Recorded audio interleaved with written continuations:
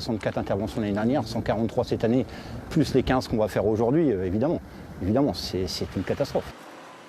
15 nids à détruire dans la journée. Guillaume s'équipe, gants, casquettes et combinaisons spéciales frelons. C'est un insecte qui est très dangereux, donc il faut qu'un dard de 6 mm, donc il faut prendre toutes les dispositions pour être protégé, pour pas que ça puisse traverser. Premier site juste en face de l'université, suspendu à une dizaine de mètres du sol, un nid de la taille d'un ballon de rugby solidement accroché. Du haut de la nacelle, Guillaume tire à l'aide d'un fusil de paintball chargé d'insecticides. Le produit agit par contact, certains frelons s'échappent, d'autres tombent au sol. Il a devant, quand on regarde, 2 grosses mandibules, et c'est avec ça qu'il sectionne la tête des abeilles et des autres insectes en fait. Prédateur complet, le frelon asiatique s'en prend aussi aux fruits et met en péril la biodiversité.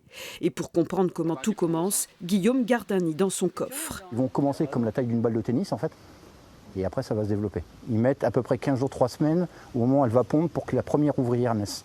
Ici, 3 nids ont été signalés dans le même secteur. Le principal à peine visible dans une armoire électrique. Cette fois, l'apiculteur utilise la poudreuse.